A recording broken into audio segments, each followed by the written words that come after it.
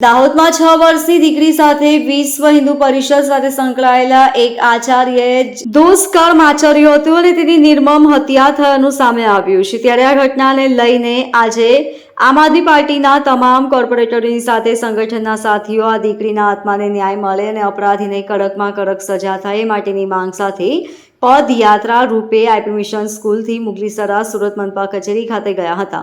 માસૂમ બાળકીના આત્માને શાંતિ મળે એ માટે આ પદયાત્રા યોજવામાં આવી હતી। આ પદયાત્રા બાદ વિરોધ પક્ષના નેતા પાયલ સાકરિયાએ જણાવ્યું હતું કે આજે ગુજરાતની અંદર જે પ્રમાણે ઘટનાઓ થઈ રહી છે તે ખૂબ જ દુઃખદ બાબત છે।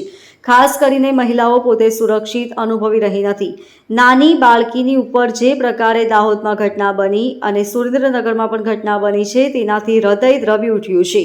હું સ્પષ્ટપણે માંગણી કરું છું કે રાજ્ય ગૃહમંત્રીએ તાત્કાલિક રાજીનામું આપી દેવું જોઈએ તેમજ મુખ્યમંત્રી જે મૌન બની બેઠા છે તેમણે પણ પોતાનું નિવેદન આપવું જોઈએ।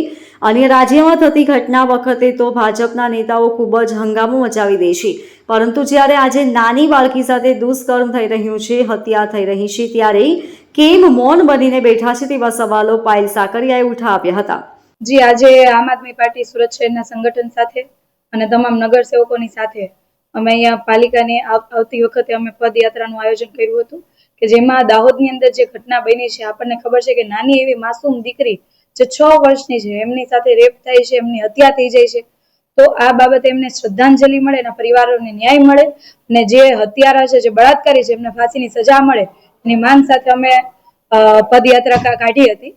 સાથે સાથે અમે એ પણ માંગ કરીએ છીએ કે ભારતીય જનતા પાર્ટી આમ તો વાત કરે છે, સંવેદનશીલ સરકારની વાત કરે છે, પરંતુ જ્યારે ગુજરાતની દીકરીઓ સાથે આવી ઘટનાઓ બનતી હોય, ગુજરાતની દીકરીઓ સાથે રોજ રોજ આપણે જોતા હોય કે રેપ થતા હોય, અત્યાચાર થતો હોય, એમની હત્યાઓ થતી હોય, તો આ ભારતીય જનતા પાર્ટીના શાસકોની સંવેદના ક્યાં જાય છે, એમની લાગણીઓ ક્યાં જાય છે? અને બીજી બાજુ જો બીજા રાજ્યની અંદર આવી કોઈ પણ ઘટના બને છે તો તરત જ અહીંયા બેનર સાથે, પ્લેકાર્ડ સાથે મહિલા મોરચો પણ નીકળી જાય છે ભાજપનો કે ભાઈ ન્યાય આપો, ન્યાય આપો, આ દીકરીને ન્યાય આપો। તો શું ગુજરાતની દીકરીઓ માટેની કોઈ સંવેદના નથી? આનો સીધો મતલબ એવો થાય છે કે ભારતીય જનતા પાર્ટીને માત્ર રાજકારણની અંદર રસ છે, નહીં કે ગુજરાતની જનતાને અને ખાસ તો ગુજરાતની મહિલાઓની સુરક્ષા બાબતે કોઈ ચિંતા નથી, કોઈ રસ પણ નથી। જો રસ હોત, ચિંતા હોત તો મુખ્યમંત્રીએ જેમ બીજા રાજ્યોની અંદર ઘટના બને ત્યારે બોલતા હોય એવી રીતના આ ઘટના ઉપર પણ બોલ્યા હોત અને કીધું હોત કે ભાઈ આને 2 દિવસ અથવા 3 દિવસની અંદર જે કોઈ હત્યારા છે, બળાત્કારી છે એમને ફાંસીની સજા આપીશું।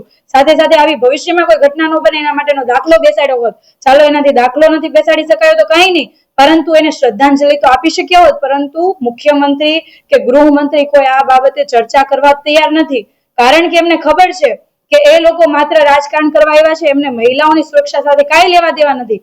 અમદાવાદની અંદર ઘટના બની, સુરેન્દ્રનગરની અંદર 2 દિવસ પહેલા 5 વર્ષની બાળકી સાથે એનો રેપ થયો, અમદાવાદમાં ખુલ્લેઆમ દારૂ પીતા હતા લોકોએ, જ્યારે સોસાયટી ભેગી થઈને એમને કાઢ્યા તો તલવારો લઈને હુમલા કરે છે, તલવારો લઈને બધાને ડરાવવાનો પ્રયાસ કરે છે।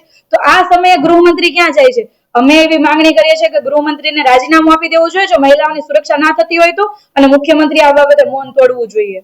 Bureau report, LK star news, Surat.